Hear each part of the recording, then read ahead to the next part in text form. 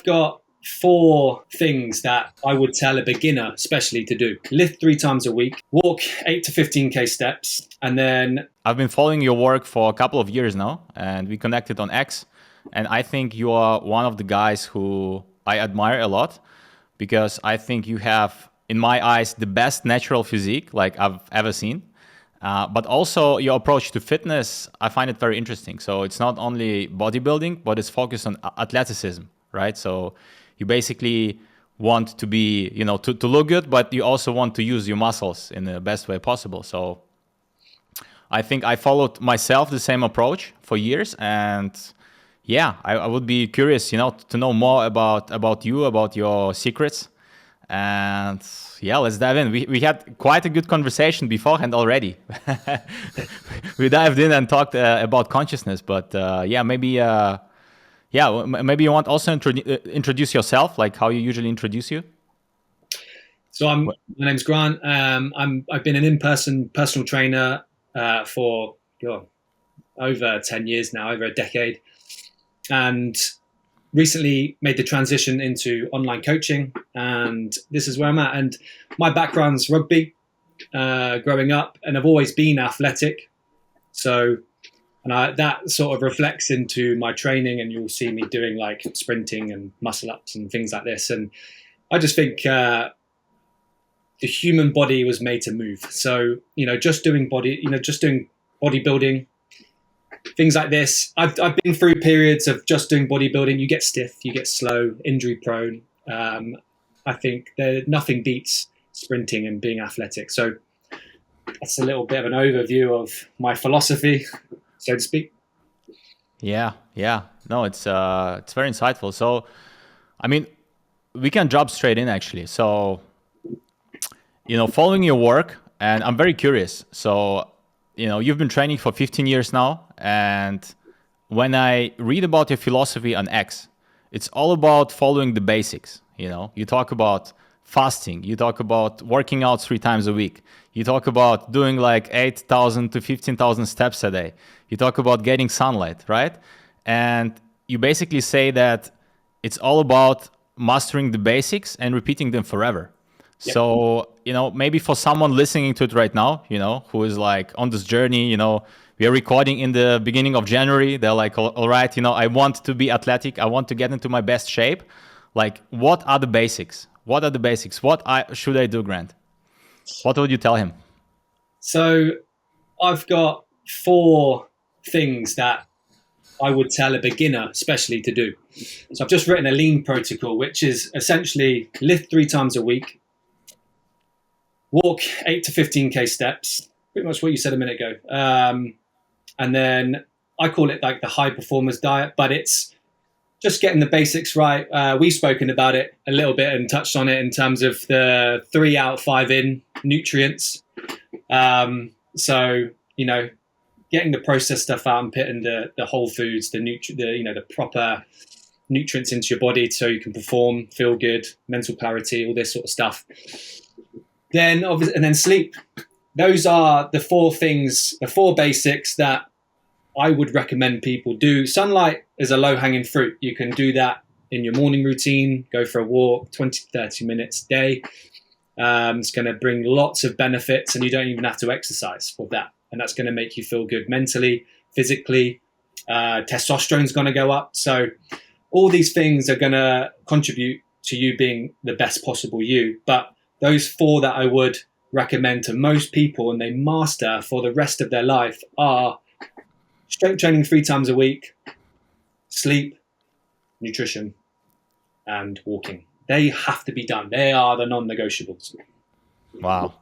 So let's actually stick with training 3 times a week, because like my experience been, we probably started doing like fitness at the same time, and back in the days, there were like bro splits, like train like 5-6 times a week, right? Different like body parts.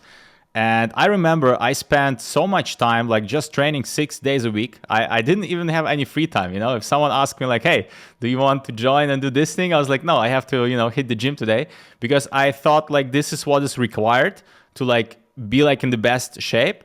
And you also, went through the same journey as I understand. Yeah. So what led you to this philosophy today that you say 3 workouts a week is all you need? Yeah. So my growing up, yeah, I was the same. I was like, more was better.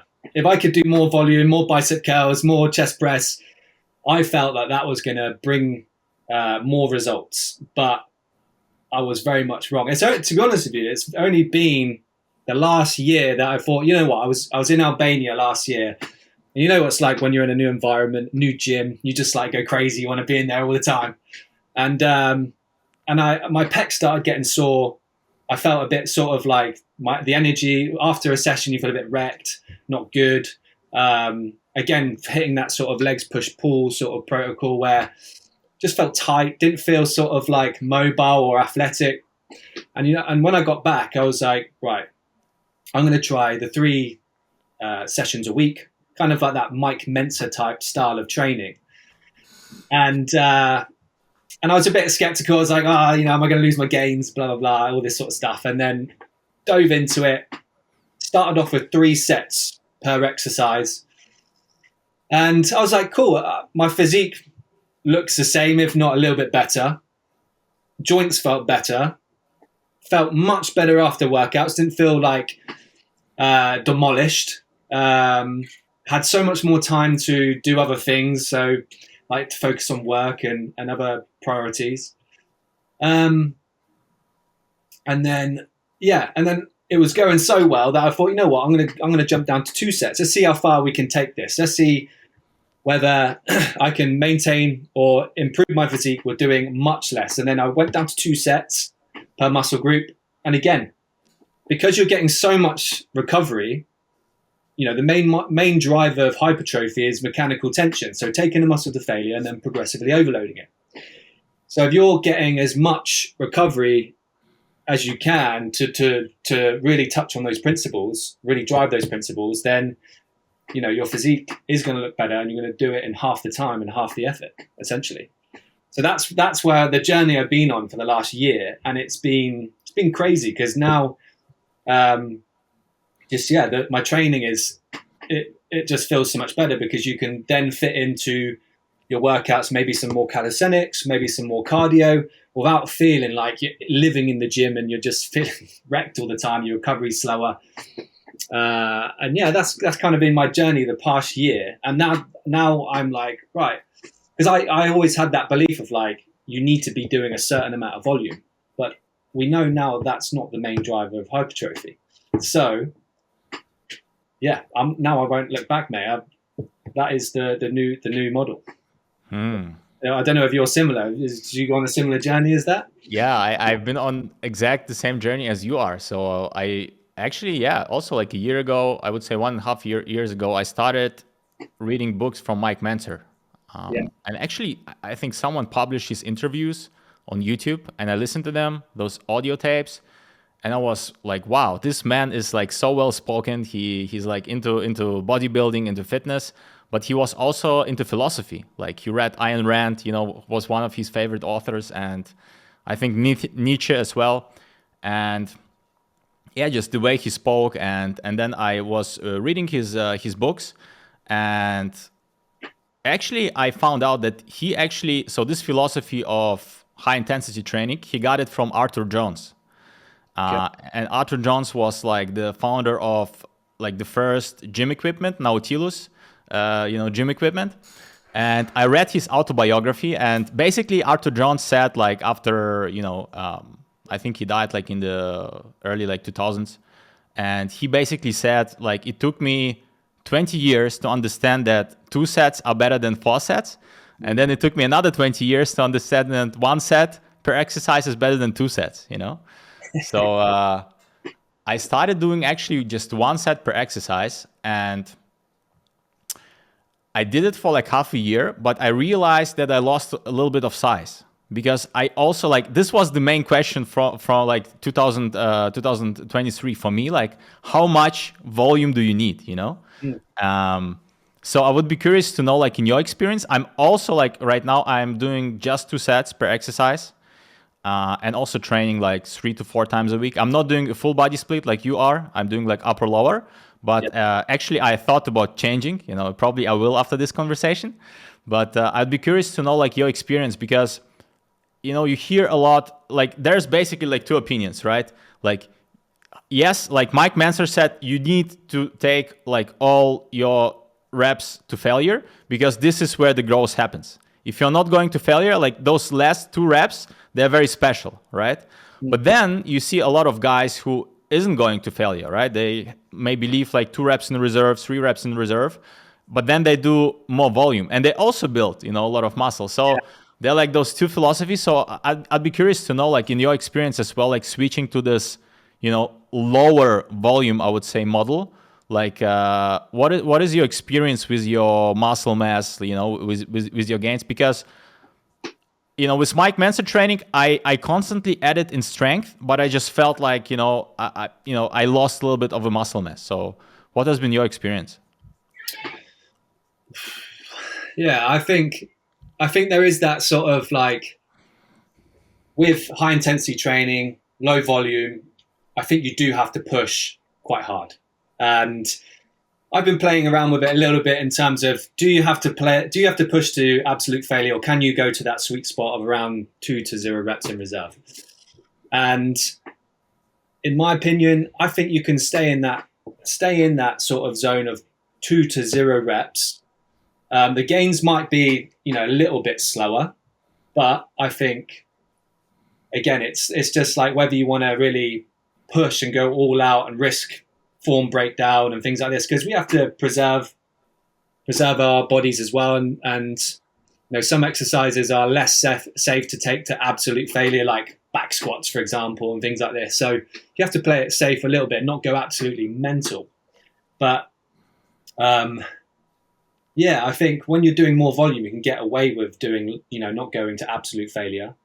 But when you are doing slightly less volume, maybe 2 sets, I do think you need to take it to that sweet spot quite consistently. Otherwise, you might end up running the risk of, not making any gains, and potentially losing muscle. But I think as long as you're progressively overloading, you'll be fine. So in terms of your physique, you didn't see any like negative change in this 1 year where you like switched to 3 times a week? I didn't see any dramatic shifts either way. It's pretty similar. Wow. Pretty similar, because I don't really want to add any more size, to be honest with you. Yeah. So yeah, it's kind of maintained. But I think for the people who listen to this and they want to gain muscle, what do you think about them? Like, do they need to train like more frequently, or would like 3 times a week be the sweet spot for them as well? It's an interesting one, because I mean, you could argue that my whole career the foundation was training 5 to 6 times a week. You could argue like, could you have done that with just the 3 times a week? And I think you definitely could, but I also think it is useful to spend a bit more time in the gym and practice form and get really good at, pushing to the intensity you need to go to. I think jumping straight into intensity training when you're a beginner might be a little bit too much, because one, you don't know what failure feels like. So you need to really sort of hone in your skill of pushing to failure and bringing it to an intensity that's going to bring those results. So I think in that sense, you could still do that type of training, but I would probably say, right, let's maybe keep it at sort of like 3 sets. One, you could maybe do a few more warm-up sets essentially, and then practice doing your 2 sets of going full out. And again, it does depend on what you enjoy more. I'm not saying like this is the way to go and this is like the way everyone should do it. But I think in terms of being efficient, it is a great way, especially if you're a high performer. You've got like clients are, and they don't have time to be in the gym 5 times a week, 6 times a week. Some people love it, and they make time for it. They prioritize it. But I think if you don't have much time, then the high intensity training can be good. It is the best thing I would recommend for someone to do. Uh, so yeah, I don't know. What's your take on that then? Yeah, that's interesting. So I think, to be honest, like when I discovered that I can train like 3 times a week, I think like the biggest barrier is to go there and stay there like for at least like half a year to Yeah, experience the benefits. Because I think I wasted a lot of time just by, you know, yeah, like searching for a silver bullet. I watched like a new YouTube video from some, like fitness influencer, and they told you like, oh, you need to do this exercise, like this is the secret exercise, you need to do this, and then this is the best way to train, and you're constantly switching, so you're not sticking long enough with one program, so you don't have time to like progressively overload and to see the progress. So I yeah, would say like this has been like one of my biggest mistake. And the second thing is basically the efficiency, right? So I think we as civilization progress when we do things more efficiently. And imagine like how much time guys would save, who wants to be in a great shape, to like when they train like 3 times a week versus 6 times a week, right? They can put this time into their relationship, into their business, into reading, self-development. So yeah. yeah. No, yeah, I think I did grow well through sort of like my 20s. For a good chunk of them, I was quite one-dimensional. It was almost like gym is life, and not enough effort was being placed in that self-development range or spirituality, the mental side of things. So I think if you want to sort of reach peak self, so to speak, I think this training model of high intensity, low sets, low volume it is almost the perfect way to go, because if you can get the same amount of results with someone doing twice as much effort as you, but then also you're actually bringing up all your other stats, mentally, spiritually, financially, then that's the winning combo, isn't it? Really? Yeah. Yeah, absolutely. And so you mentioned those four things, right? So working out 3 times a week, doing full body split, I assume, Mm. nutrition, 3 out, 5 in, as we call it, right? Maybe you can expand on it a little bit more, because I think a lot of people don't know. It's such a niche concept, So what has been your experience like with nutrition, like over those 15 years? So like, what works best for you? So just keeping it really basic, really simple. I've tried calorie counting. I mean, initially it's like, right, I want to get leaner, I want to build muscle. You see it through a lens of aesthetics, don't you? And not necessarily like optimal performance and health. So that was kind of like the beginning, calorie. But I never got on with calorie counting. I hated it. I hated counting calories. It was just so like, it was just not something I enjoyed. So I would just eat proper foods. Stick to a meal schedule. I didn't fast in the beginning, but that's more of a recent thing as well. The last sort of few years, which I recommend as well. So yeah, stick into a regular meal schedule. Just stick into whole foods, and then also I stick to the 80-20 rule, where you're not going to be restricted. You can implement some foods that you enjoy, just as long as the other stuff's done consistently. And then when I saw the 3 out, 5 in protocol, I was kind of doing it anyway, but I just honed in on it a little bit more, which is 3 out is just processed stuff, refined grains, processed sugar, and seed oils. Trying to eliminate those or reduce them. I mean, you're not always going to be able to reduce them if you're going to be tucking into some some pastries or some treats that you actually enjoy eating. And then the 5 in, making sure you're getting enough omega-3 fatty acids, protein, fiber, probiotics, and what's the other one I'm missing? Micronutrients. Micronutrients and Yeah. antioxidants. Yeah. Yeah. So that's getting a very good nutrient profile to help with gut health, optimal health, performance, physique. I think once you focus on that, your physique will fall into place. So how often do you eat usually? Like what does like a typical day in the life looks like? Yeah, like from an eating standpoint for you. Eating wise, so I normally fast from 7 p.m. until it varies. 7 p.m. until 12 noon the next day, or 7 to 11 next day, or 8 till 12 in that range. And then first meal is going to be eggs, so I'll do 6 eggs. Then recently I've been adding some carrot in there, some raw carrot. So I've been grating the carrot into the eggs because I've seen some benefits that raw carrot can have with gut, and also could be anabolic. They could help reduce excess estrogen, which could positively impact your testosterone. So that is something I saw and I've been implementing, and I can confirm I'm more regular on the toilet, which is good. I can't confirm testosterone yet because it's only been a short while and I haven't noticed any differences. But I'll have some avocado with that. Normally a bit of fruit, and I also have a bit of dark chocolate with that. And then moving into the next meal, which is my yogurt dish, the anabolic yogurt dish, which has just got seeds, or pumpkin seeds, frozen berries. It's got honey. It's got dates.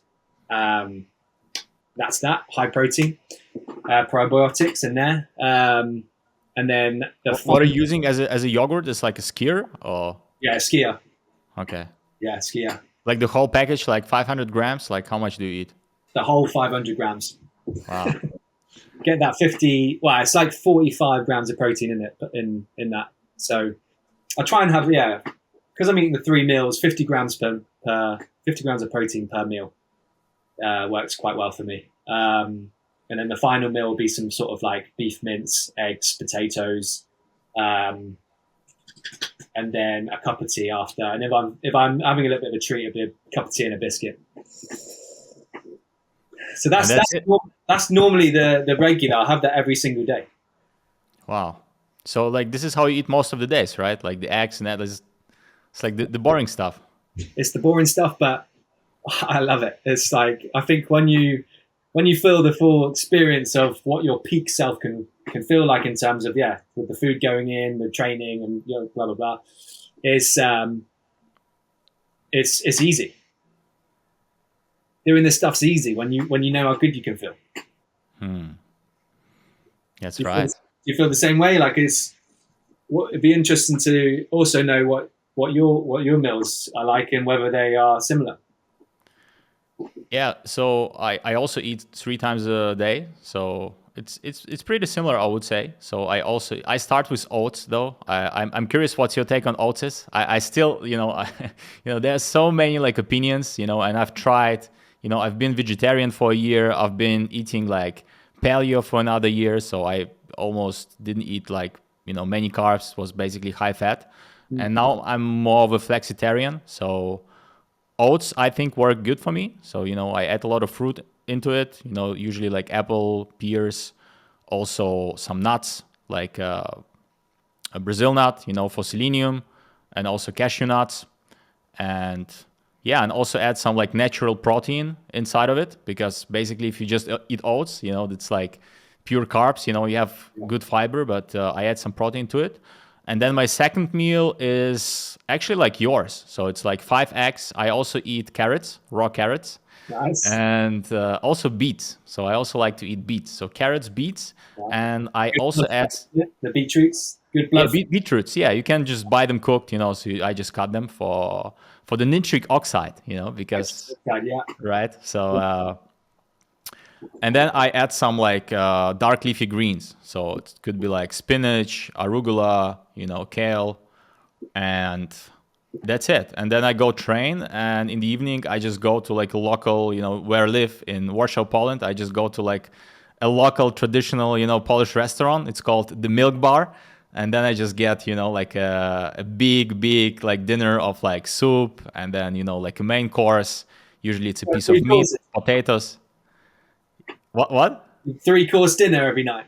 3 courses, yeah, not all the time. Depends on the training though. I feel like when I'm strength training or like when I do boxing, like high intensity, I can eat like a 3-course meal. But Yeah. when I just do cardio, like zone 2 cardio, I'm not as hungry. So then I usually will do like 2 course, maybe I'll just get a soup and like a main dish without, the dessert. I don't even call it dessert because usually people eat like so I either take like pancakes, so pancakes with a filling with some like it's like some sort of quark, like pancakes with quark, which is a little bit of protein, just a little threat. Or like there's another one called lenive. It's basically also like quark and some eggs. So it's like, it's not even a dessert. Like it's a little bit sweeter, but it's not a real dessert. It still has like protein and things. So so just that. And it works quite well. So I don't count calories as well. I've been counting calories for a long time, but I think it's really about letting go. So once you really give it time and let go, and you don't count calories, you eat like whole foods, you train like 3 times a week, and then just do it like for a year, and I bet you'll be in a great shape. Like there's no way you will not be in a good shape, Yeah. And probably in the best shape you can be, I think. I think so too. But it's just whether you can do that. Most people struggle doing that consistently, though. I don't know. I think I don't mind eating the same things every day. I mean, I do sometimes change my dinner or alternate the vegetables or the fruit and things like that, just to have a bit of variation in there and get a little bit more, a variety of nutrients. Because I've heard you talk about this as well in terms of seasonal eating, in terms of like vegetables and fruits and stuff. So I think that can be beneficial and it makes things a bit more interesting. But I think you need that stability of having. It's the same if we workout program. You have the same workout program for a while. You don't constantly change it. So why would you do that with food as well? Yeah, I think and it also gives you a lot of freedom in other areas, because I think once you have the structure in your meals, and even in the time you wake up and you go to bed, you have way more freedom in other areas. Yep. So it's like, you have the structure, and then like, okay, now I have this time where, I can be more flexible. So and if you don't have any structure at all, I don't know, like I'm a type of person, it just makes me, it's chaos. I just need to go. Like if I'm out of structure for like a couple of days, I need to go back, because I feel like I'm not making progress. I'm not moving closer to my goal. So it's like, so I think like what works for me best is actually to plan. So to actually also plan this time where you have like maybe a little bit more chaos, and you say like, look, those 2 hours I will just, do whatever, maybe, take it, let's say like I go into nature and just, do whatever, like free time. So, but then you still know, okay, this is the time I go to bed. This is the time I'm going to have my meals. I'm fasting. So, yeah. Yeah, I agree. I think when you have that sort of structure in your life, it just makes everything easy, doesn't it? It makes everything easy. You don't even have to think about what you're going to eat, because you've already got it. You've already got it picked. You don't have to think about your workout, because you know what you're going to do. And it's that sort of almost, you're reducing that decision fatigue, where you're just literally got all your energy, can focus on the actual things that are going to move the needle forward with work or financially, or even with like exercise. You're not thinking about what you're going to do next. You can think about, okay, I'm going to absolutely smash this next set to smithereens and get some gains. So I think I think everyone needs it, don't they? And I think if you don't, that's when life can feel chaotic. That's when you might feel a bit anxious. That's when you might feel a bit sort of down, like, oh, I'm not getting anywhere. And that's maybe society feels a bit like that, especially young men. I think we need to have that structure. We need to have that those standards to hit. Again, I mean, it's almost bigger than yourself. It's like, if you can pass those on to the next generation, it just makes society better. It makes the world a better place if everyone's in that boat. So getting a little bit deeper there. Yeah, absolutely. But actually, like, let's stick with it, because you recently wrote an athleticism manifesto, you call it. And Yes. you basically talk about 6 elite standards, which every man should master. First one being leanness, the second one being strength, the third one being body control, the fourth one combat readiness, the fifth one cardio endurance, and the last one is speed and power. Can you maybe cover those one by one? What do you mean by that, and what led you to like writing this manifesto and now also following this philosophy? So I thought it would be a good idea for myself as well, just to kind of set some standards for men in general to chase their peak self physically.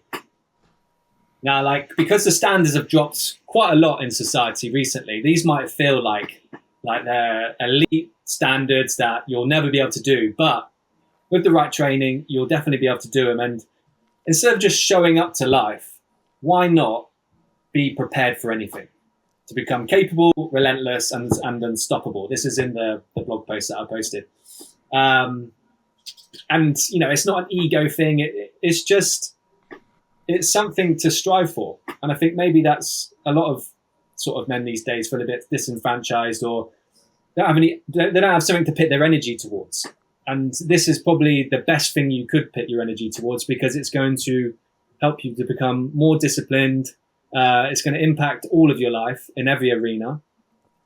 And, you know, like, that's enough. And then obviously you'll be able to pass that on through generations. You know, if you've set in those standards for yourself, then they're going to be passed on to your sons, your daughters, giving them the best sort of start to life. And, you know, a lot of sort of young kids will kind of grow up and not have those habits, and they're almost on the back foot a little bit, because, you know, you and I know that when you are at peak self physically, your brain's operating better.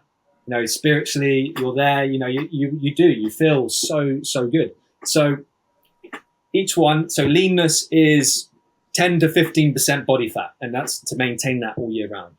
I find that that's the sweet spot where you can look, feel, and perform at your best. I think any lower than that, then you could start to have some hormonal impacts. Testosterone might go down a bit, energy and things like this. And then anything higher than 15%, that's when you might sort of start to lose your abs and things like this. So I think that's the best range. Next is strength. So this will be things like, I mean, you do have some strength standards in terms of, like, you know, two times your body weight in deadlift. Now these are sort of like 1 RM, 1 rep maxes, whereas I don't really want to go down that route. I want to be like, okay, well, is your physique, if we hit a standard of like half body weight in each hand, dumbbell flat press, can you do that for 8 reps? So these sorts of standards are going to be like, okay, yeah, you can do that for 8 reps. Chances are, if you can hit those elite standards, you've got a good physique. You've got a good amount of muscle. Let's actually stick. Let's stick with that, because I think for a lot of myself including. So when I started, you know, I was chasing physique. So I was purely chasing physique, and I was like, okay, you know, how can I look more jacked, right? But then years into my training, I realized that physique is actually the byproduct of your strength. Yeah. So there's no way you will have small arms if you can dip half your body weight, you know, and then do pull-ups with, let's say, like, I don't know, like 25% of your body weight for reps. Yeah. There's no way you will have like a small biceps and small triceps just because of the strength. So this orientation towards, oh, I just want to have more muscle, I realized for me it was the wrong orientation. So the better orientation was, how can I get stronger and then have the physique as a byproduct? Yeah, no, you're right. And I think that was probably like what we discussed earlier with the volume thing. It was like we were trying to do more is better, whereas I think now it's like shifted a bit in terms of, like, you know, going, you know, for mechanical tension, progressive overload, you really need to get strong, and you really need to keep pushing reps and weight in order to have the physique you want. So if you've got targets to hit and be like, okay, look, if I can hit these elite standards, chances are you're going to have an elite physique. You know, you're going to have the muscle to go with it. And these are things like, it'd be like dumbbell press, bench press, dips, pull-ups, squats, splits, you know, Bulgarian split squats. And these will be hitting a certain rep range for, something like what I mentioned just a second ago with half your body weight. So that's in the strength realm. Let me ask one more question regarding strengths before we move on. So in one of your tweets, and I found it very interesting. You wrote that you need to obviously progressively overload, but sometimes you also need to be a little bit afraid of the weight. So you need to push past fear, right? You're like, oh wow, like this is a lot of like weight I'm doing. Like, can you expand on this idea? Yeah, well, you won't build muscle if you're afraid of heavy weight and hard work. Like you won't build muscle if you're scared to reach that point where it starts to burn, and you're getting in towards that sort of sweet spot of 2 to 0 reps in reserve, where that's pushing towards failure, mechanical tension, that whole system that drives hypertrophy, muscle growth. So I see a lot of people at the gym, and they don't go anywhere near failure. They're probably like 10 reps in reserve, and then they wonder why they're not building muscle. But, and this is a tolerance as well. You have to develop that resiliency to go into that hard work, that zone where it's like bloody hard, where you need to really put yourself, you need to get your head in there. I don't know about yourself, like when you're in a set and you're reaching that point where it's starting to burn, a lot of people go, that'll do. Whereas you need to push into that, lean into it, build that tolerance. Otherwise you'll never build muscle. Yeah, absolutely. I also realized is like once let's say you always train with the same weight, right? And you think like me, I will never be able to do this weight. Like you see, like, like some videos on Instagram, on YouTube, you're like, wow, like this guy is dipping like, 100 kgs. I will never be able to do so, right? Yeah. But then once you train with this guy in real life, you see how he does it in real life, and you see it, you're like, and then you try, maybe, you challenge yourself. You don't do 100 kg, but you do like a little bit more than you usually do. Yeah. Like, and then you're like, oh, I can do it, obviously it's hard, but I can do it. And it just, opens the next mental barrier. I think it was, if you look at the history, it was, I think, the same thing with marathon, where everyone was like, oh, it's impossible to run sub, this time. Yeah. And then no one ran sub this time. But then once one person crossed this time, then, everyone else also were able to cross this time. So I think it's the same thing. And like my experience has been like, once you see someone, not on Instagram, not on YouTube, but someone doing it in real life, someone you're like, oh, like I can do it too, Yeah. No, that's a good point. And that's something sometimes where it's good to have those training partners who are a bit stronger than you, who do push you. So yeah, I think, yeah, it's just you need to push, isn't it? That's the bottom line, is you need to train with purpose, you need to push. And I think a lot of men are competitive. So this is why the elite standards and having these things to aim for are quite motivating for most guys, because guys are motivated by competitions. Okay, can you hit the elite standards? Like the bench press, everyone, there would be the going thing for guys. Oh, how much do you bench? And it's like, oh, if you can't bench 100 kg, you're not a man or whatever. So yeah, I think having those standards just gives you a bit of a framework to work towards. That can give your training a bit of purpose. So yeah, that's the strength bracket. And then moving on to leanness, strength, body control. So this is things like, can you hit a rep target for pull-ups? Can you hit a rep target for dips? Can you do muscle-ups? Can you do front lever? Now, I can't do front lever. So I can't do some of these things, so I'm striving to hit them. This is one I really want to this is one I'm excited about, because the strength, most of them I can sort of hit. So this is the one that I'm kind of like sort of focused on. I'm doing muscle-ups, muscle-up training or practice before every strength training session, essentially, at the minute. And I'll try and tick that off, and I'll alternate in the next new movement that I want to work on. like Nordic cows as well. Anything like body weight that I feel looks cool and it'd be a good thing to strive towards. I've chucked that in there because you do a lot of calisthenics, don't you? Be interesting to see what your take is with some of these standards. Yeah. So I'm curious here because, I think one of my biggest, I don't want to call it mistake, but I think I wasted a lot of time chasing too many goals at the same time. Mm.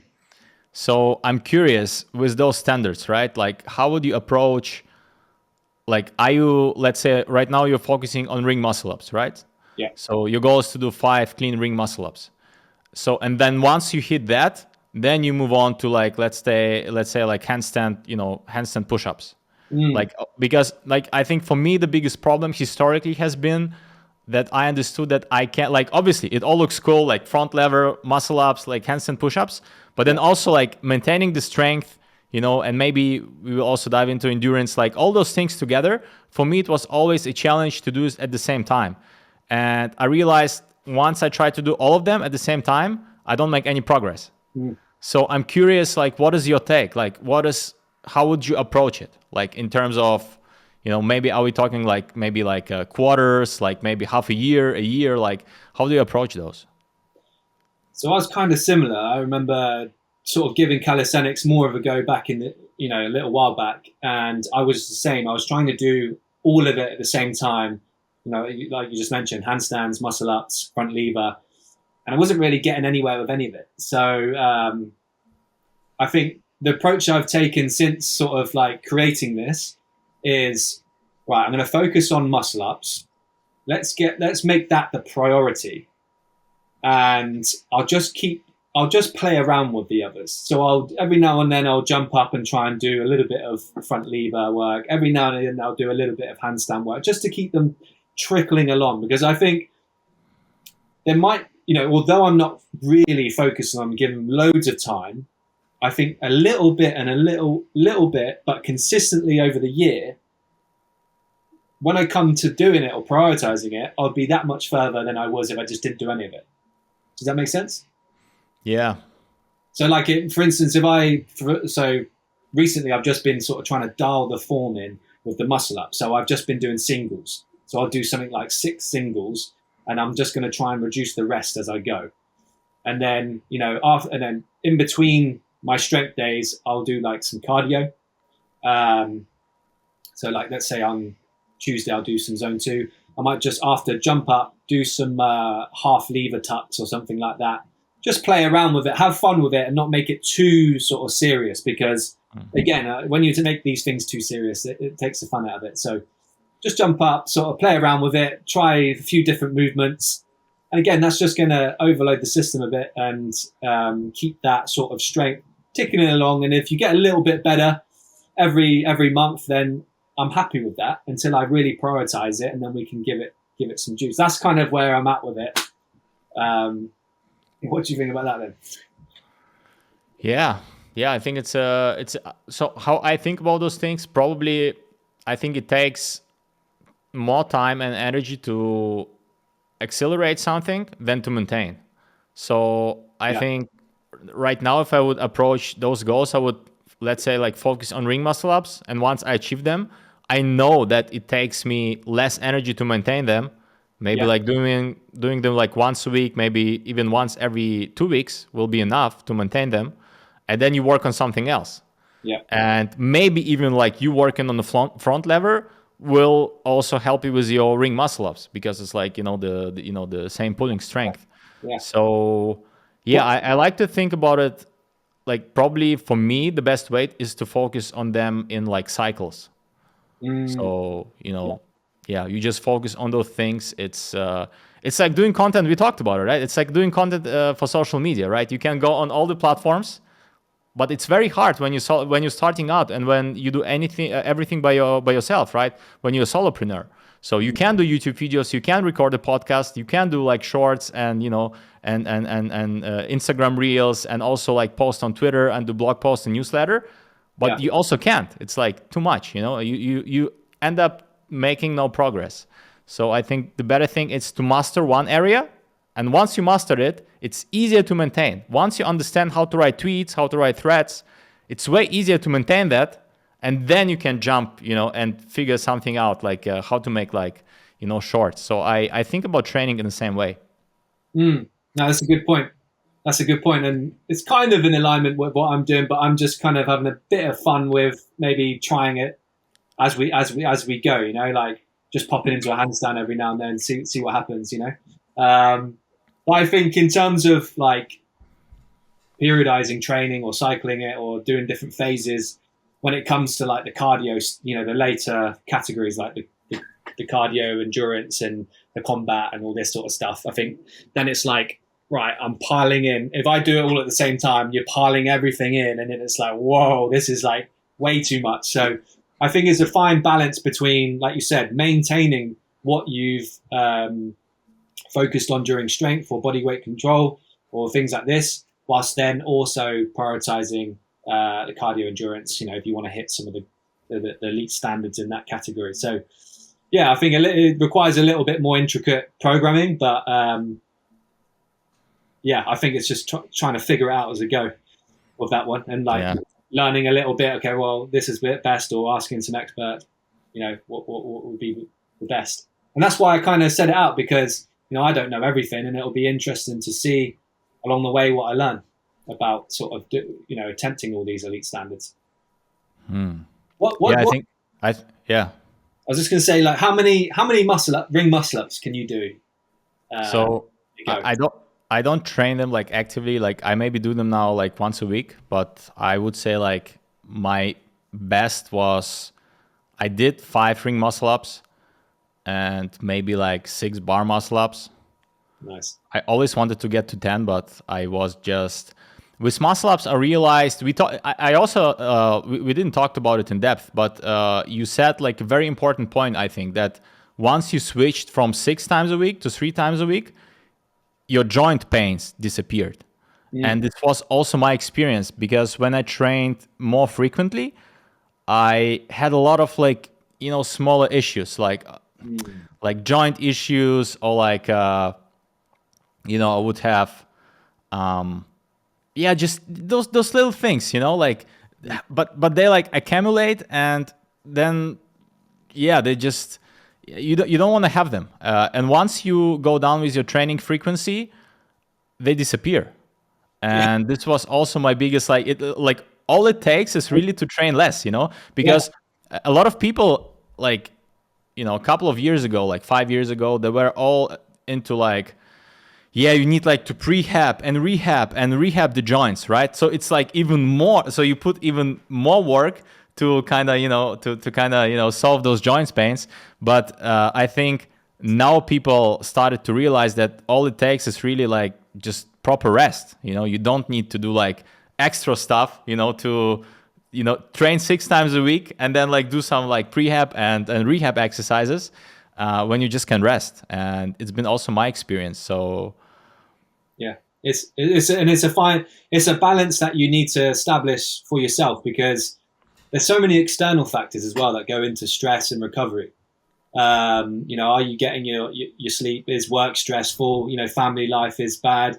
All things that contribute to slower recovery. So, if you're absolutely hammering it in the gym, you're just going to drive yourself into the ground, and you're not going to maintain it, basically, are you? So, I think this is one thing again, is that doing the 3-day split and with the much less volume, it just doesn't contribute to that overall stress bucket too much. So then you do just have faster recovery, better gains, joints feel better.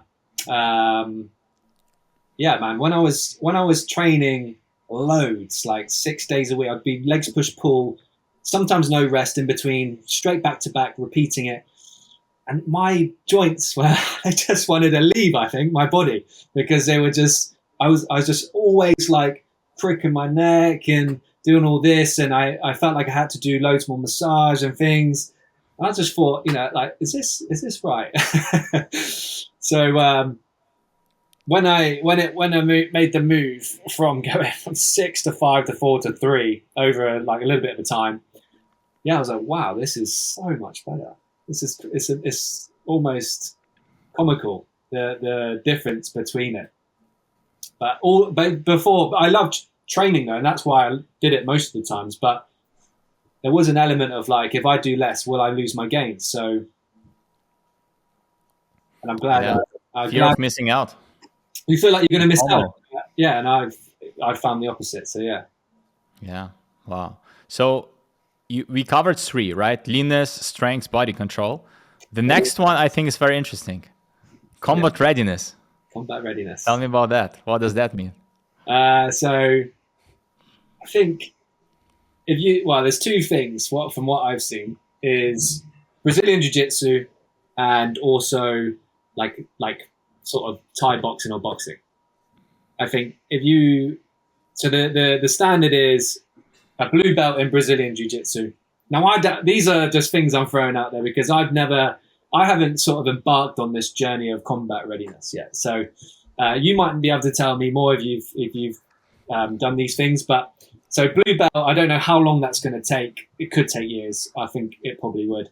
And then also having a Thai boxing fight, going to Thailand, going for a camp, and then actually having a fight. I think that would, one, give you some stories to tell, and two, be a great situation to put yourself in uncharted territories where it's like shit. It's do or die, isn't it? You're in there. You have to like train hard and do all these things. It could be a good experience. I don't know whether you've done anything like this. No, I've never had like an amateur fight, but I've been doing boxing like for 2.5 years now, and I recently started doing wrestling. Like, yeah. So I'm in my 11th lesson of wrestling, and I do just like one-on-one coaching. Yeah, I think like you have to know both. So yeah. I remember I saw Eddie Bravo. You know Eddie Bravo? He's like one of the like most famous jiu-jitsu guys. I think he also like won against one of the Gracies back in the days. And he's an owner of jiu-jitsu schools. And he basically quoted Bruce Lee, who said, a man who trained boxing for 6 months and who trained wrestling for 6 months can beat a lifelong martial artist. And I was like, interesting. So Bruce Lee said that, and Eddie Bravo, who's like a jiu-jitsu guy, Brazilian jiu-jitsu guy, agrees with him, and it's kind of stuck with me, and I also, I'm also like a big history guy, a big like Greco-Roman era guy. And I remember I was in New York in the Met, in the museum, and I spent like hours in the Greco-Roman area. I was like looking at the art, and I saw that there was a lot of art depicting men doing wrestling. And then I started researching, and I found out that like wrestling was part of a school education in the Greco-Roman era, So like the Greeks, the Spartans, they all trained in wrestling since the young age. And this was also one of those disciplines in the Olympic Games, one of the few at the beginning. So this is like one of the longest, probably one of the oldest martial arts there is. Yeah. And then the second one actually being boxing. So boxing was also like a long time around. I remember I saw this, and I made a picture of it. It was like a sculpture of a boxer during the Roman times. It was very old, thousands of years old. And I was like, wow. So like boxing was a thing back then as well. So for me, I call them Lindy, this contempt Lindy, that basically the longer something survives, the longer it will be around, the more value it has in it. It's like the same with the books, right? The Bible, for example, has been around for thousands of years. So the probability of it surviving another 1,000 years is higher than, let's say, a book, someone published like 2 weeks ago. So, and that's why, I don't know, I was always drawn to those two. And yeah, man, and then you also realize all those things are interconnected. So if you understand footwork in boxing, then it's like there are like so many parallels. There are so many parallels. It's like even dancing. Like if you know how to box, you will be like a better dancer. And if you know how to wrestle, I think it can make you a better boxer, and vice versa. So it's like all interconnected. So I find it quite interesting. But I think those four, I think if you ask any like martial artist, they would say like the big four are like boxing, Muay Thai, wrestling, and BJJ. So I think whatever one you pick is is up to you. Yeah. I think, and I'm not sort of set. You have to do those things. I think, like you said, I think if you choose or two striking, or sorry, one striking and one sort of grappling, I think you'll be pretty set, won't you? And again, it's just good to have some fighting skills because you never know what could happen in life, isn't it? Exactly. And I think this is like, it also gives you a self-confidence like nothing else. Yeah. So yeah. Yeah, like even like my first wrestling class, right? You learn how to fall. You learn how to properly fall. And I think like this is a basic skill I think everyone should know, like how to fall, you know? You don't know how to properly fall. And this is what you learn like in your first like wrestling class, how to properly fall. And I think everyone would benefit from it, right? So how do you properly fall then? Oh, I guess it's hard without showing, but it's hard without showing, but you basically it's you fall. So it's very important that you don't put your hands on the ground first, or like your elbows or your shoulders, because then you can break them. So it's basically your bum first, and then your bum first, and then you go on your back, and then you need to hit the ground with your hands. So you hit it with your hands a little bit, so it gives you this bounce, you know. So it kind of, I cannot explain it like in physics terms, but I think it just it's you are impacted less. Your back is less impacted because of you doing it. And then you also tuck your chin a little bit because you don't want your head like, you know, to fall backwards. And this is also the time because in my first session, my trainer, he did a sweep and he dropped me like, and it was like a surprise, you know, and I felt pretty bad, you know. And this was the time where I realized how important neck training is actually, because like I realized that like you really need to like, you know, to be able to like stabilize your neck so your head isn't like, you know, touching the ground. And so because you've touched on neck training it on haven't you? I think I wish I started training my neck earlier. So what because I've never done neck training, but I've always had a pretty thick neck, but I guess you need to strengthen it. So what would you what exercise have you been doing? What's your protocol on that? Yeah, so I would say it's very simple. So the basic stuff is basically the flexion, extension, and the neck sides. So you just grab a plate, wrap it into a towel, you know, and then you do like, you know, you move it forward, then you turn around, you move it backwards, you know, you put it here, and then basically you do like side to side. You just lie on the ground and you do it for reps. My experience is that you need to go a little bit higher with the reps during the neck training, so maybe 20 to 30 reps per side. So this would be like the staple. And then there are also like some isometric. So my wrestling coach, he showed me like some isometric exercises. So basically you use a bench and then you hold. It's very hard like to explain how to do them, but it's basically, I think if you do those, so basically like some dynamic exercises and some isometric static holds, you'll be good. And you also like, I think neck is also one of those muscles which you see the most, right? It's like, you know, even like in, you know, you always see your neck. So it's like, I think if you got a bit of a noodle neck, I think it's probably like especially with women as well. If you got a noodle neck, it's probably not that attractive, is it? I mean, I've got a big head, so I need a big neck to support this whole thing. And also from injury prevention standpoint, when you do like boxing and everything, like if you get hit, like it's all neck, right? It's like neck, traps, all those muscles which stabilize. But man, I'm pretty excited about this journey because I really think it's. I mean, I started doing. I remember I took like my first boxing classes when I was like 23, and I did it for like half a year, and then I stopped. And maybe I wish that I would have, you know, stuck with it longer. So I think like it's a good advice for like everyone to like just, and you don't have to become a pro, but my philosophy is a little bit like if you do like 20 hours, if you just go to the boxing gym and do like 20 hours of boxing, you will understand the 80%, maybe even more about boxing. Because at the end of the day, you know, after you understand like the, you know, how to hit, like how to defend, they're not many moves, you know. then it comes basically down to like drilling, you know. So you want to like drill it and make it more efficient. And I realized now after like 11 classes in wrestling, 11 out of 20, that it's the same thing. You have like couple of like basic principles, and then basically once you understand them, it comes all down to drilling, and it takes like years and decades, right, to make those moves very efficient.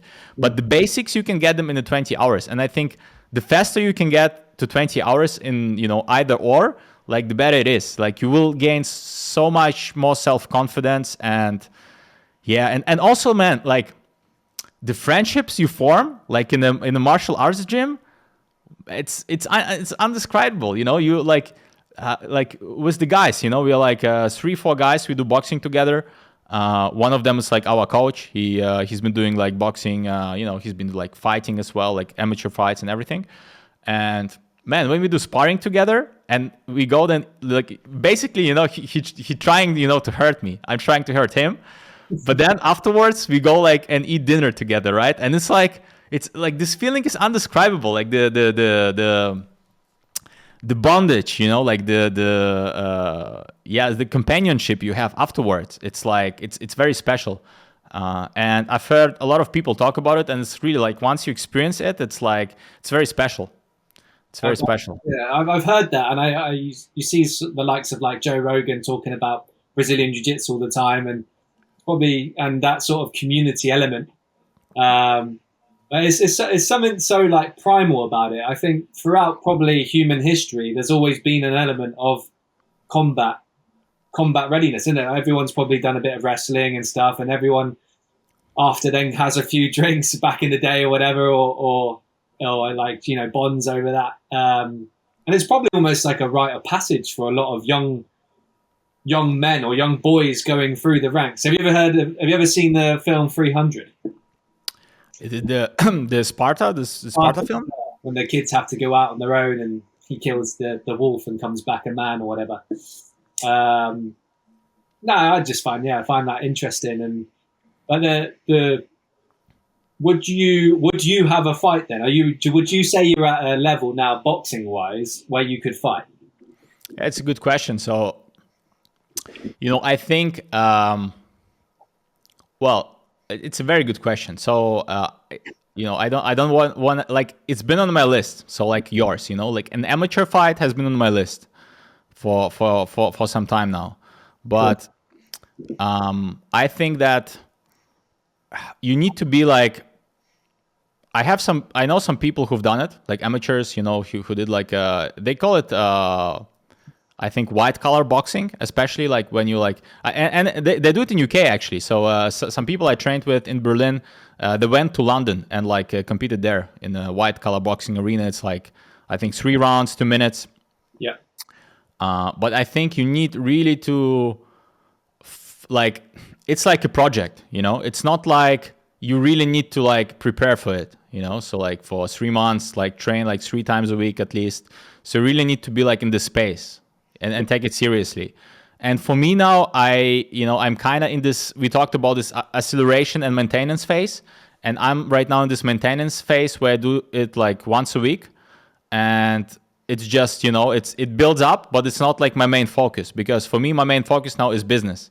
And from my past experience, I understand once I want to like prepare for an amateur fight, once I want to run like a half marathon, then it takes away the focus from my business, Yeah, So I try not to have many goals at once, and that's why it's like on my list, but not like for not for the for the upcoming time. So, but I still train like once a week, and we still do like sparrings, like once every 2 weeks, at least once every month.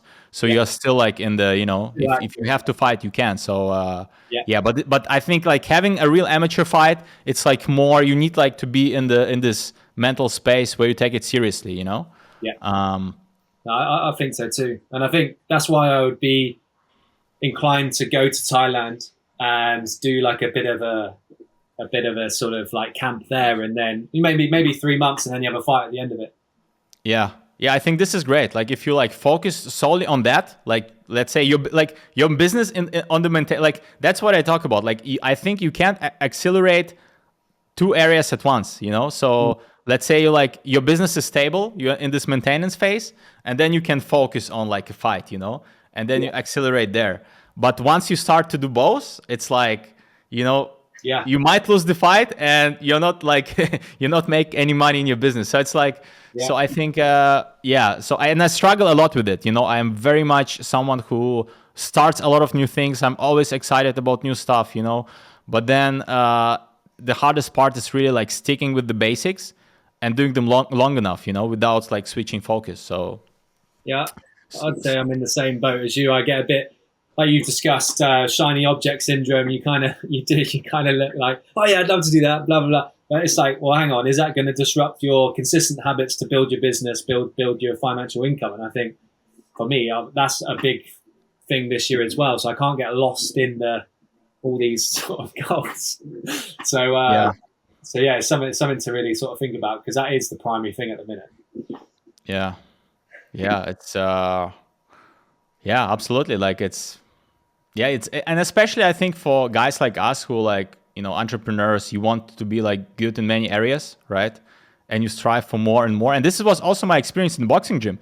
You would think like in those, boxing gyms, a lot of guys are like entrepreneurs, actually. I was surprised, So because they're also like, oh yeah, I need to learn how to fight and etc. But again, like you need really to find this balance. And the balance for me would be like maybe in like seasons, right? So like one quarter you do this, another quarter you do that. So, I mean, you still have a lot of time. So I think it's better to, to focus like in seasons versus like trying to do everything at once. As we already talked about like calisthenics skills, it's, the same thing there. So, I think you're right. I think if you do sort of like the quarters is a good idea. Like you have a 90-day mission every quarter. And that could work well, especially with these sort of elite standard goals, physical goals, and then also the financial side of things, isn't it? Because like we've discussed before, it's all it needs. If you want clients online, it's the consistent content or whatever you need to hit, and that's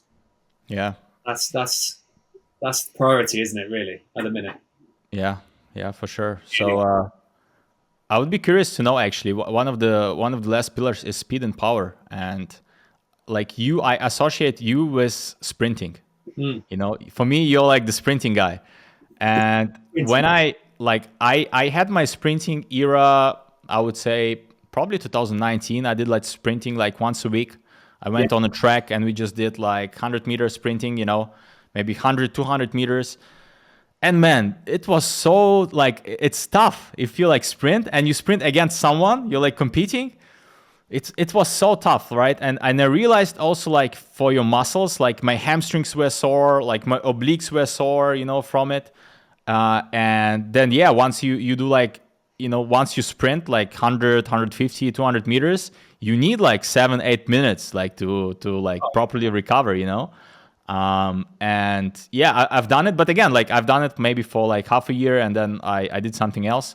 So, but you are someone who I understand you do it consistently, like once or twice a week, right? So I'd be curious to know, in this time where, you see a lot of like running clubs and like long distance running is so popular, you are the guy who's like I'm doing sprints, like sprints is like my thing.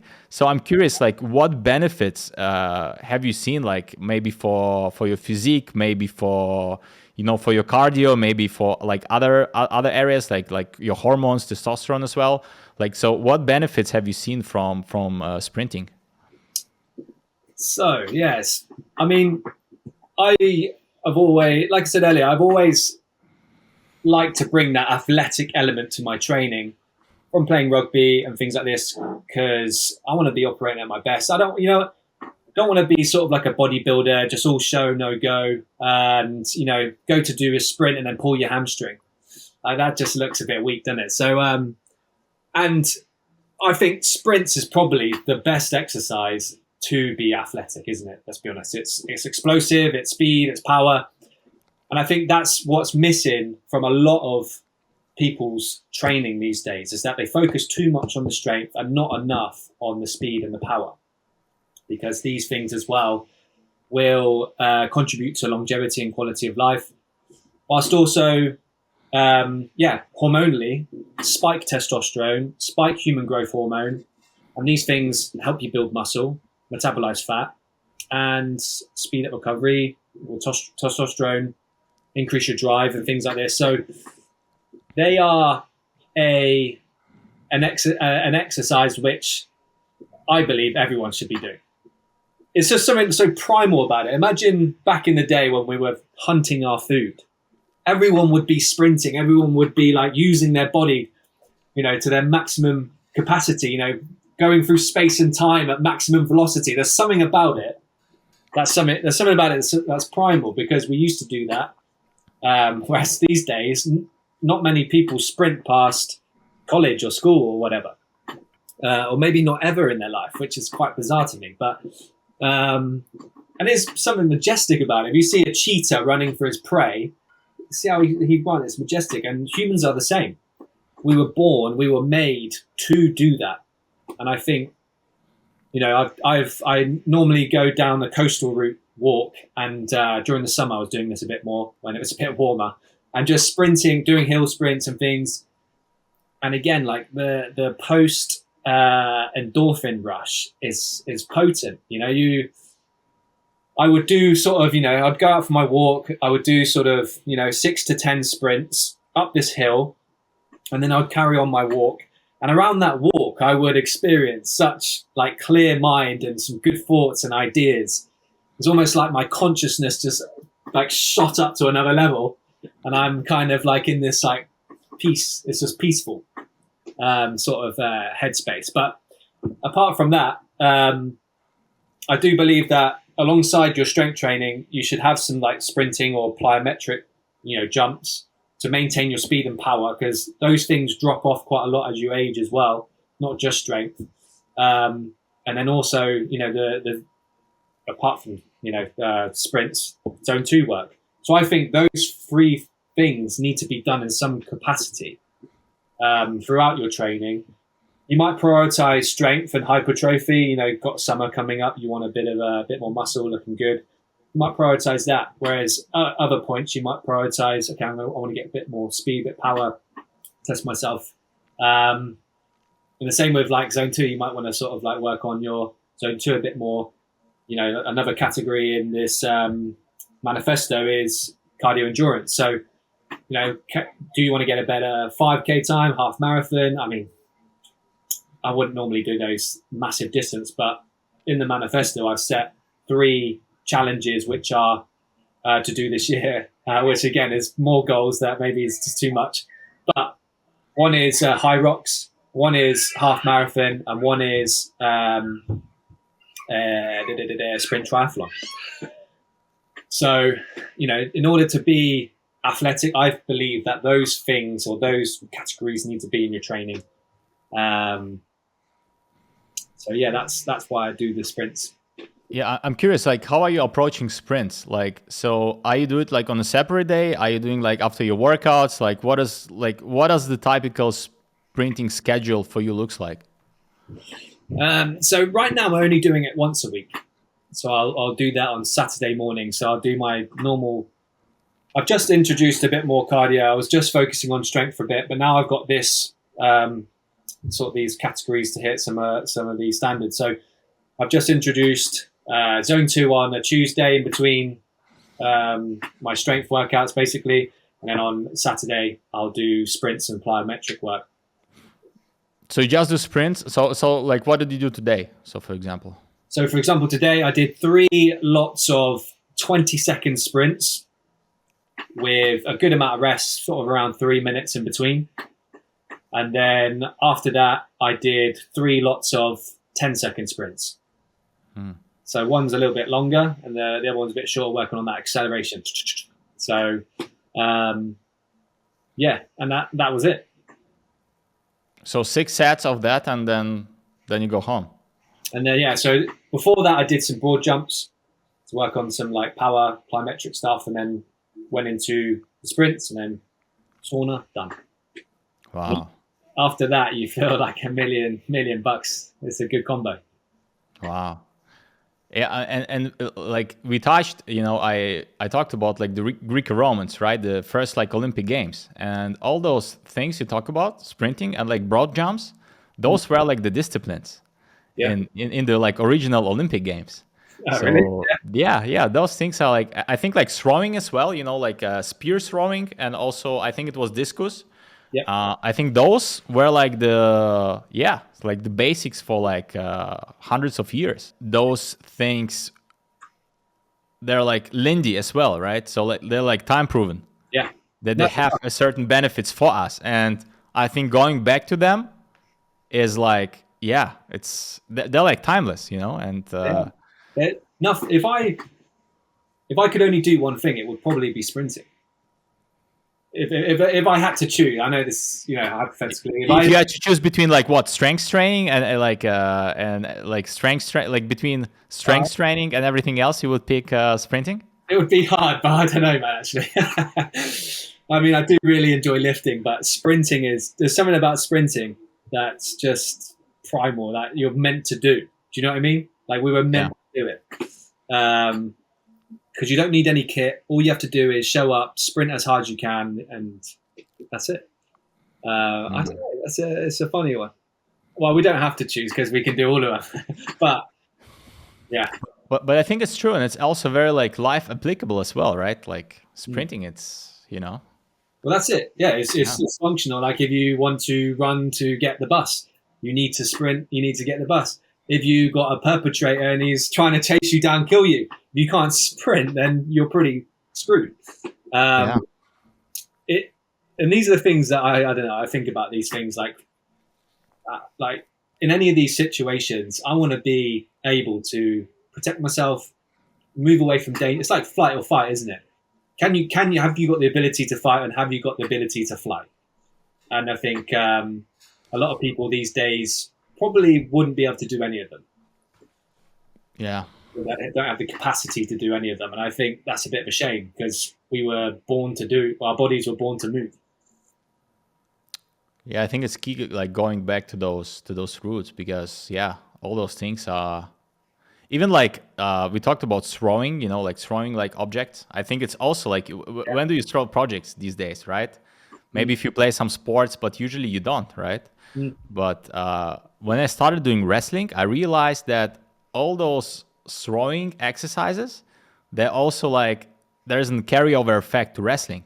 So it's like the same movement, Yeah. So all those things are interconnected. So I think if you just can go back to that, like broad jumps, sprinting, throwing stuff, it will give you like everything you need, and it will also improve other areas, right? Yeah. No, because it does. It works in sort of like works in unison, isn't it? Especially if you kind of hit each one of like lifting, sprinting, and zone 2 work, they all help each other out in some capacity. So, if you prioritize one over another, but they all just help each other to be the most athletic and a physical specimen. You know what I mean? Like that's what I mean. There is probably some, I wouldn't call it sort of like, I wouldn't call it ego. It's just you want to be your best, don't you? And you want to be better than everyone else doing it. Do you get those thoughts? I don't know. Is that just me? I think we covered a lot of stuff already. It's been very like we talked about all those areas, and one of the other areas I wanted to talk to you about actually, you said that you did some sprinting today, right? And you went straight into the sauna. And you did a post recently where you posted a picture of you in the sauna and also of a cigar, and you said like this is the best form of therapy. Yeah. So can you expand? Let's maybe start with the sauna. So like how long have you been doing sauna for? Like what does your protocol look like? And like what changes do you feel after you've started doing sauna? Yeah, so the sauna, if I've got access to one, I'll do it after every training session. So right now I've just joined a new gym and they've got a sauna, which is great, and I do it after every single strength session, and I obviously did it today as well. So basically after every session, and for me, the benefits is one, a clear head. It's like I said, it's like therapy. You can kind of go in there, you can meditate, you can do whatever you want. Mentally, it just kind of makes you transcend into a higher state of consciousness. Whether it's the hormones that are being released, the cortisol that's dropping, the relaxation from it. Is the protocol is normally 20 to 30 minutes. I've experienced like skin health as well, detoxification, lowers cortisol, which can have an impact on testosterone, can help with stress. It's such a, if you've got access to one, it's such a low hanging fruit because it doesn't require any exercise. All you have to do is sit in a hot room for 20 to 30 minutes, But yeah, that's one of the sort of tools I use to de-stress and have all those benefits as well. So your protocol, you say, so you basically work out and then you go into sauna. Are you also like taking cold shower afterwards, or how does it look like? So yeah, 20 to 30 minutes straight after the workout and then cold shower. Yeah. Cold shower. So you always do cold shower. So you always finish with cold. More so recently, it's quite purifying, isn't it? When you do cold shower, you cool down. And I think that's one of the best things to do to relax. I've heard Andrew Huberman talk about this in terms of different protocols for different outcomes, and he was saying that if you want to encourage relaxation and cortisol dropping, then having the cold hot contrast is good. Whereas if you want a bit of a spike in like HGH, for example, human growth hormone, then it's better to kind of like stay in there for a bit longer and not do the cold shower. That's what I've heard some of the protocols that he said. But I'm also curious because he also talks about that it's good to leave like 6 hours between your hypertrophy training and the cold showers, right? So you don't want to blunt the inflammation with the cold showers. But you say you're doing it. So that's a good point, because sauna can be good, like you say, after strength training. That's a good point. I didn't really think about that. So maybe I shouldn't be doing it after the strength training sessions. No, I still think about those things because like sauna is so, I was born in Belarus, and in Belarus you have banya. We call it banya. It's a type of sauna it's a type of sauna, and it's part of the culture. So it's like people, it's like I've been doing it, my grandfather brought me to the banya when I was like 5 years old, so it was like a thing, and you did it like every weekend. And how you do it is usually, so you go into the sauna, but then also you always take like cold shower afterwards. Yeah. It's always like hot and cold. It's like a contrast. And if there's like snow outside in the winter, I remember you would just jump into the snow, Yeah. So it was always mixed. And researching this topic, I also saw that the Finns in Finland also do it. They also use like contrast, right? So they do sauna and then they also jump like into the cold lake or do like cold shower. But then recently I saw that I think a lot of like Americans who I think are new like to this whole sauna trend, they would just do sauna, Yeah. without the cold. So yeah, I'm still figuring it out, but I think that I couple times I just tried going to the sauna without the cold, and it's not the same.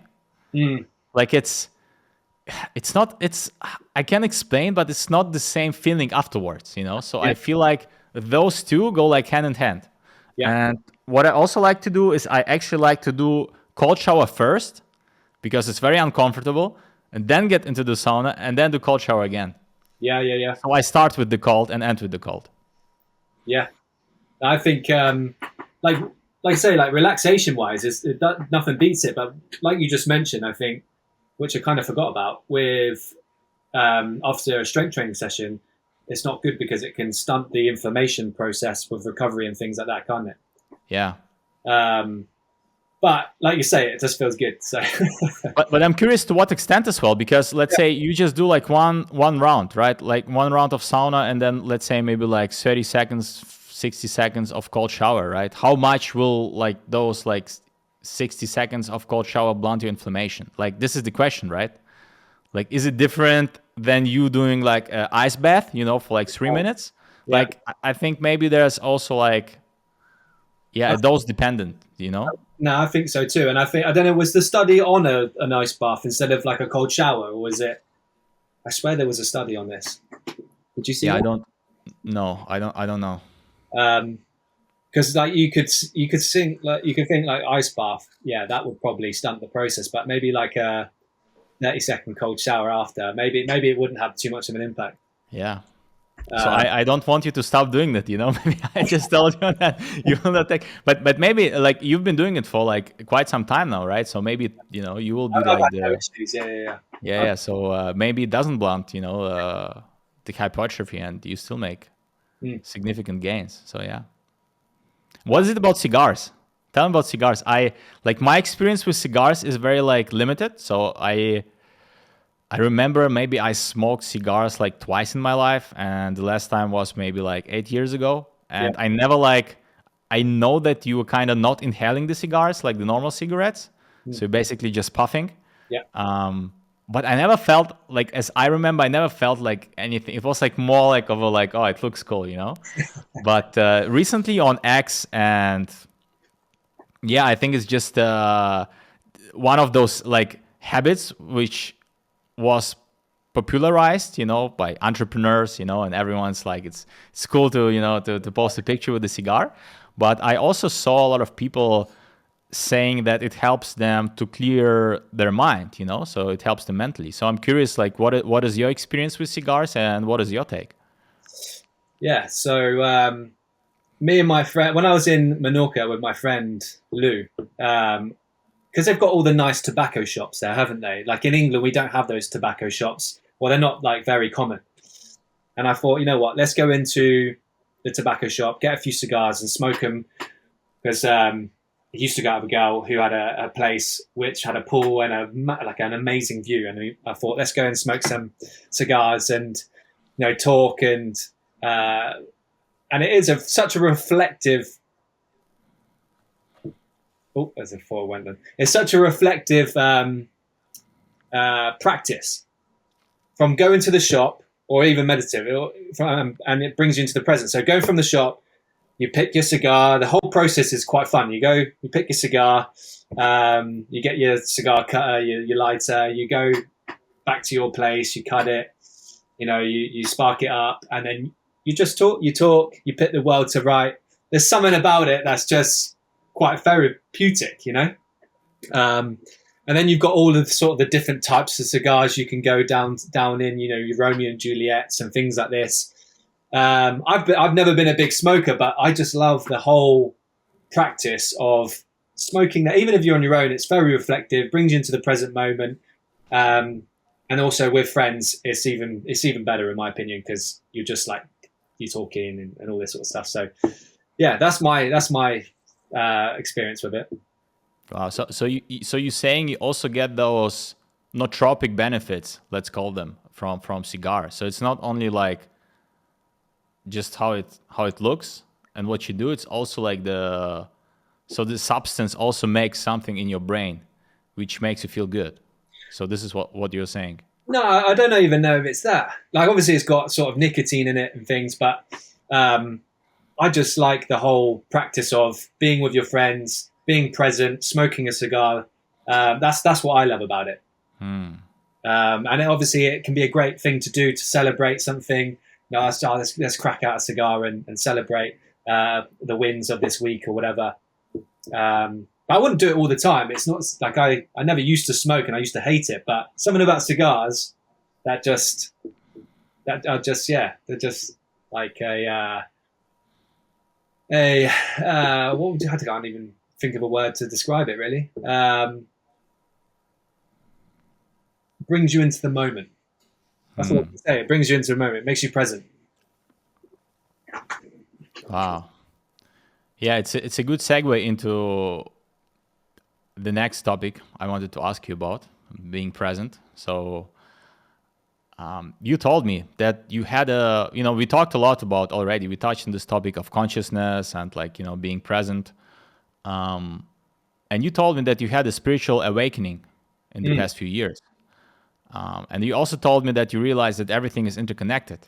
And the more you go down this rabbit hole, the more questions you have. And that seeking truth is a fun journey. Yeah. Tell me about that. It is an interesting one. I think the spiritual awakening, through lockdown, after lockdown, I read a book called The Reluctant Buddhist. And I think that was kind of the initial introduction to that spiritual side, because I've never sort of gone down that route. My family have been atheists, not spiritual at all. And I've always had questions about it, because it's just like, well, there can't be nothing. Do you know what I mean? So then, yeah, once I read that, it kind of opened my eyes a little bit towards spirituality. Then had a bit of a weird relationship. And then it kind of jerked me into this state of mind, because I was very much not present. I was always in the past or in the future. I was never sort of present, and the quality of my life wasn't great. And then it kind of made me think, damn. And then I started going into sort of spirituality books like Dr. Hawkins, Stoicism, one of the Stoic principles of control what you can, accept what you can't. That sort of like really shifted my mindset. The power of now, that also shifted my mindset. And it's just all about creating inner peace. I think we're all searching for external validation and searching for stuff outside ourselves in this modern world, that we don't look within. And I think I was a prime example of that, of not having too much awareness of things. I think that was my spiritual awakening of becoming aware. Aware of, the government, aware of all of the crap that's happening, aware of like vaccines and all this sort of stuff. Not blindly sort of going along with things like a sheep. There's a lot of brainwashing going on with the propaganda and all the information we have access to. It seems like it's shifting these days in terms of like, we've got more information, people online, people on X, freedom of speech, things like this. So yeah, it's been a bit of an interesting journey, but another Stoic quote from Seneca, we suffer more in imagination than we do in reality. And I think that was another big mindset shift. I was like, damn, like I typically overthink things. And then it sort of like stunts me. It's like fear is the devil holding you back, and it kind of fills your brain with these things. But as soon as I sort of read into these things, looked at the principles, again, they have the 4 Stoic cardinal virtues of courage, wisdom, justice, temperance. And if you want to live a good, fulfilling life, it's like, okay, well, let's strive to live in alignment with these virtues. And this is what helped me internally, essentially. Wow. So what did you say helps you to stay there in this kind of awareness zone, like day by day? Staying in awareness, being in nature, walking, because walking can be like a moving meditation. Walking, being in nature, meditation, breath work, all these things can help. Journaling as well can be a great thing. Is if you're like me, a little bit of an overthinker, you can sort of type your thoughts, your ideas, get everything out of your mind onto paper. So, yeah, and I think reading about the topics as well, reading about, like Dr. Hawkins' book, Letting Go, that was a big one for me, that helped me shift into this awareness. Because it goes into, have you read anything about this? The map of consciousness. No. So the map of consciousness is based on a muscle strength test. Because in there is kinesiology. In there, he discovered that if you did the strength muscle test, you could find out whether it's true or false, or how true it is. And you hold your arm out. Essentially, you'll ask a question, and then if you can push the arm down, and it goes weak, that means it's false. And then if it stays strong, it means it's true, because you've got more energy. So that was quite interesting to me, because it's like your body almost has an inbuilt truth or false sort of like system. And so from there he's discovered that each emotion gives off a certain energy or vibration, and he's put it into a map of consciousness, and he goes into each individual emotion, gives you information about it. And that was if there's any book I would recommend anyone read, it would be that one. So map of consciousness by whom? So this is Dr. R. Hawkins. Letting Go, The Pathway to Surrender, I'd recommend reading. But he also has a book called The Map of Consciousness Explained, which is also good. I've got every book of his, and yeah. Wow. Because I had a hunger of like the spirituality, this side of things, and it definitely has impacted my life in a good way in terms of bringing peace and purpose, I guess. So how would you say like your life changed? Can you remember, like, if you look back at yourself, like back when you, as you said, you were like living in the past, living in the future, like how did your life, like how did your life change, and maybe also like how did it impact your relationships with others? Yeah, well, little things wouldn't drive me mental. You know what I said quite earlier, like you suffer more in imagination than reality. Like I wouldn't sort of second guess myself. I don't second guess myself as much. I don't seek approval or people's opinions or worry about them as much anymore. Like these sorts of things. It's more in my own sort of head that these things have happened. So, which has created more inner peace and allowed me to put more energy towards the things that I need to focus on. That's been the biggest transformation in terms of just maintaining that inner peace. So then I have the right energy to work on other things. And then in terms of like relationships, has it changed my relationships? I guess, yeah. In terms of being more present, I think being present is a skill, isn't it? And I think if you can be present, listen to someone, talk to them, they're going to feel appreciated, more valued. And I think you'll have a better quality of life, better quality relationships. So, yeah, that's how it's impacted my life. Wow. Have you sort of had any of these experiences where, because you've mentioned before that you are religious, right? Yeah, I wouldn't. It's a good question. I don't know if I'm like religious, and I think a good thing would be to define religious. What does it even mean to be like religious? But for me, in the recent years, so like meditation was a big thing for me. I started meditating when I was like 10 years ago. I think I did my first, like exactly 10 years ago actually. So I remember 2015. I went to Sri Lanka with a friend of mine, and he basically is, his mom is from Sri Lanka, so he's half, I think, Sri Lankan, you can say, right? Sinhalese, they call it. Yeah. And half German, and then he has family there, so we spent the whole month there. And I think I read Eckhart Tolle's book Now before going on this trip. And during this trip, I also read another book by Hermann Hesse, Siddhartha. And Siddhartha. Yes, exactly. And it's also a very popular one. And I remember when I was there, because you have this Buddhist culture, and I wanted to talk to like a monk who will explain to me like what is meditation, Mm. And I remember they like his relatives found a guy who was, I don't think he was a monk, but he was into meditation.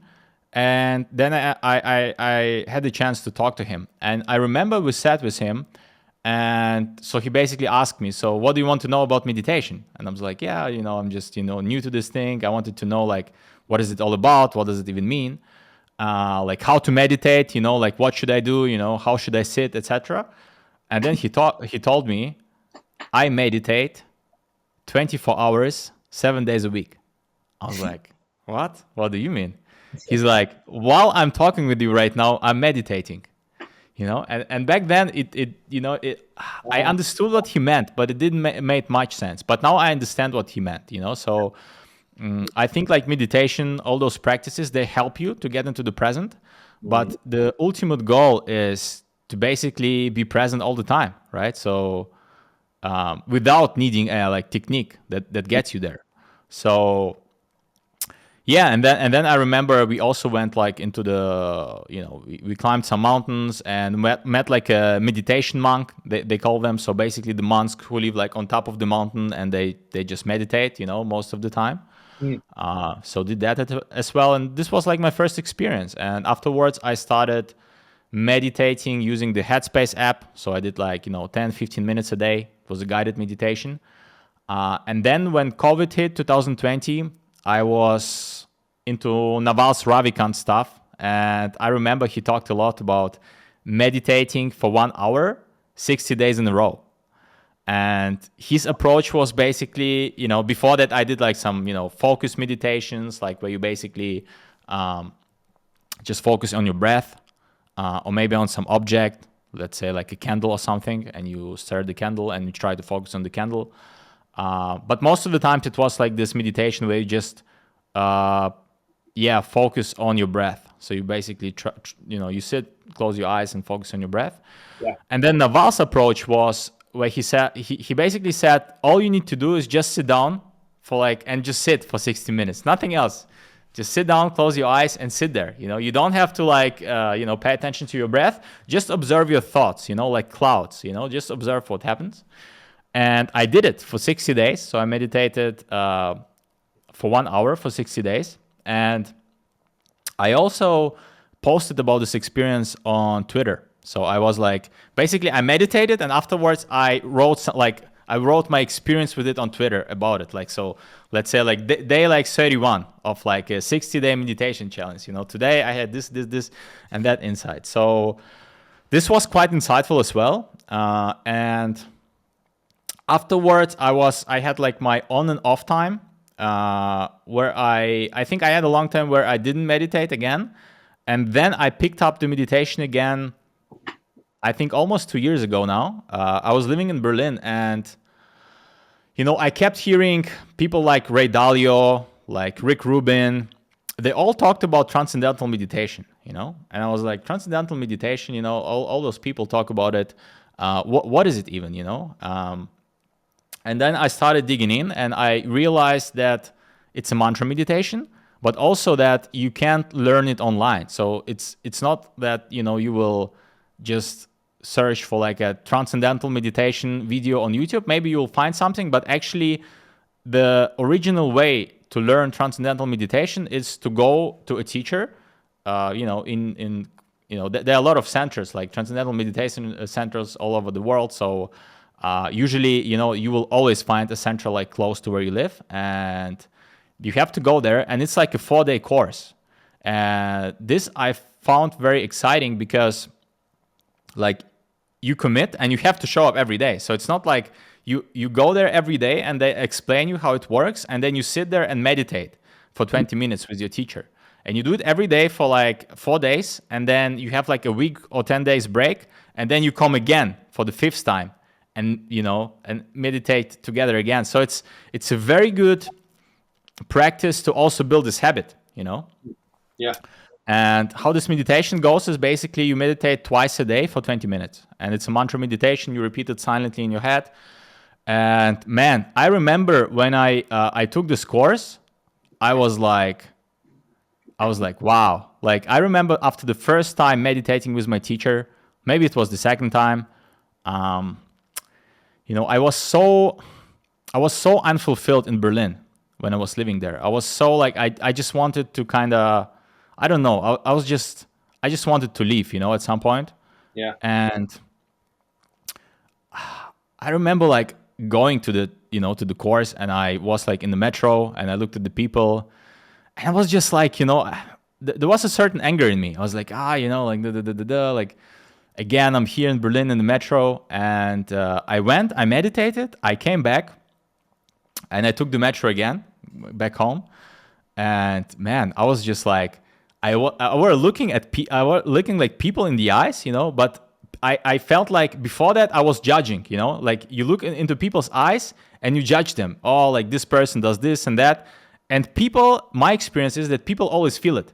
They feel that you're judging them. And even like, it's like, I believe in telepathy. And so in a way, they kind of feel it that you judge them, But after meditation, I could look at someone for like, I don't know, like 10 seconds, right? And they didn't feel like it was such a clear, like non-judgmental look. And they also felt it. Like you could look at people and just see them as they are, Yeah. And for me, it was such a big shift. I was like, wow, like I completely, like the way I see the reality is completely different after just like 20 minutes of meditation. I was like, what's going on? And yeah, like those were my experiences. So basically it's hard to describe, but afterwards you are like so present that you just know what the right, so you're not judgmental, and you also know what the right action is. So your intuition tells you what to do. You're not overthinking, You're not overthinking. So this was my experience with Transcendental Meditation, and actually quite interesting. I remember talking to my teacher because I remember like first day I tried the meditation.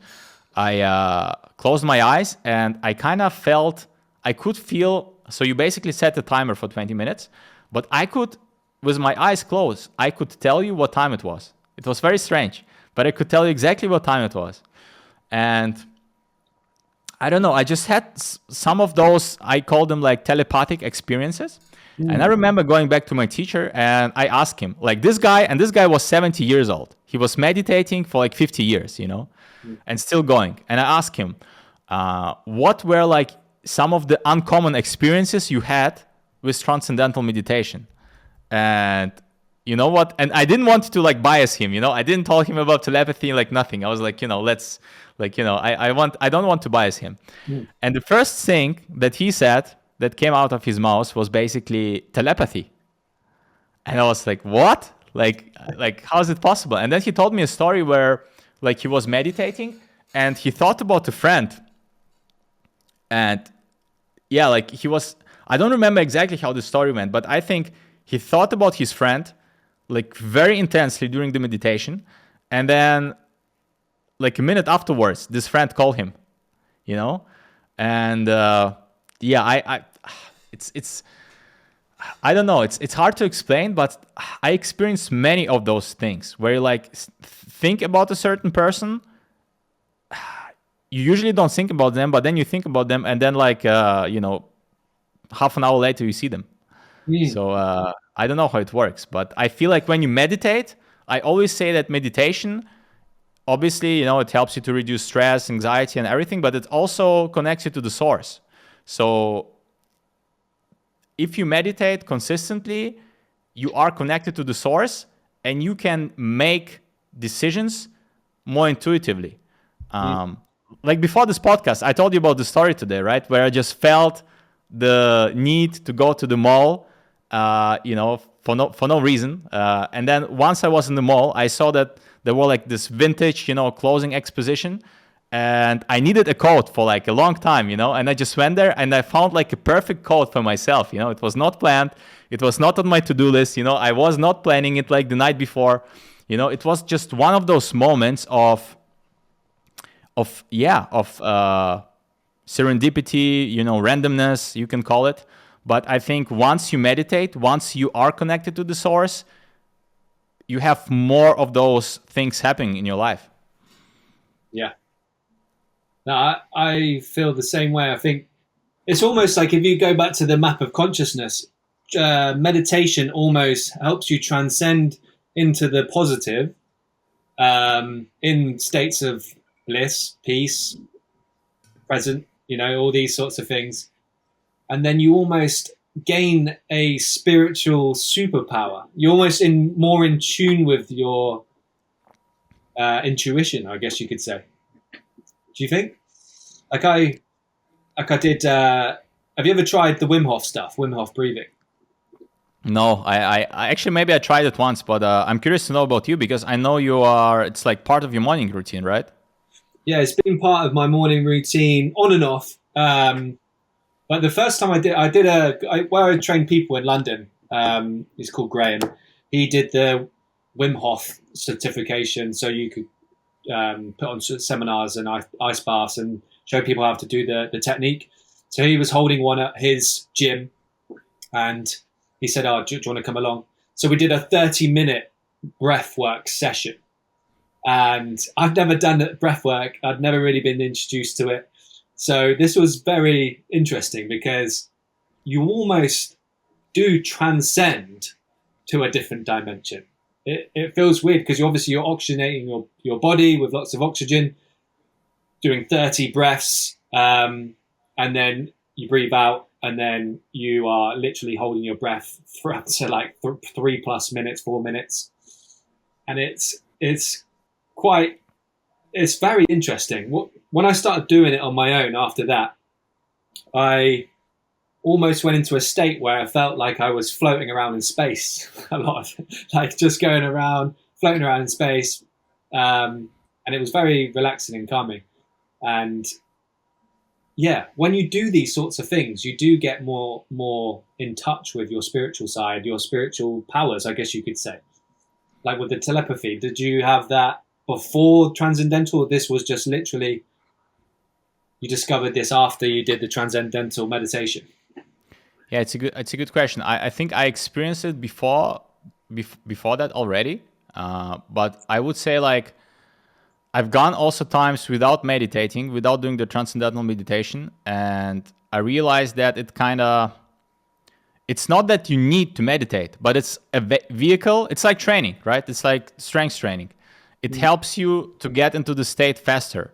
So I think I realized that if you want to be connected, for me personally, I have to do it on a daily basis. Because once you stop doing it for 1 or 2 weeks, it's not that it disappears, but you are more into this. Yeah, you just more in this, as you said, in the past, in the future, but yeah. Well, being in the present, if you can maintain that, your quality of life is high level living, as I call it. Because it's like when you're talking to a friend and you're having such a good time, time flies. Like literally, time's irrelevant because then an hour goes by. Whoa, an hour's gone by. Like it doesn't feel like an hour, but because you're so present, you lose all track of time. And I think like if you can maintain that for like that Buddhist said, 24 hours, 7 days a week, your life's gonna feel so good, isn't it? Really? Yeah. No, 100%. And I guess that's what spirituality is, and all these books and all these practices is just being present, isn't it? That's the superpower. I think that's probably where Jesus Christ was. And Buddha, they were the guy, Dr. Hawkins in his books. He does the test on them, and they are enlightened. They're in the enlightened state, which is the highest, gives off the highest energy. Which is interesting because a lot of people, they have a goal of reaching enlightenment, don't they? Which, yeah, I don't know. It's a fact. Again, it's a topic you can really go down and search for truth and Christianity and all these other topics that, like you said, like the Bible, like all these all like that's lasted through the test of time up until now. So there's obviously some weight to it, obviously some things to it that, yeah, I don't know. It's hard to explain these things, isn't it? Yeah, yeah. It's yeah, part of being a human. You start asking those questions, and yeah, but I think it makes life more interesting, like Yeah. more magical. I would call it. Mm. So yeah. So that being said, I would be curious, like what is something you believed maybe like 2 or 3 years ago that you had to unlearn to take the next step? Maybe in your fitness journey, maybe in your life. Interesting question. Have a little think. Well, I mean, the obvious one was the training one, which is you don't need to work more; you can just work smarter. That's been obviously a big one. Trying to think in terms of other areas. I cannot think, mate. Have you got idea? Have you got one in mind? For myself, Yeah.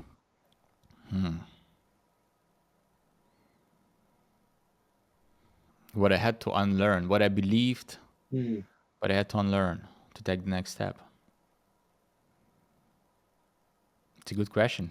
Look, I ask. I was in a better position as an interviewer, right?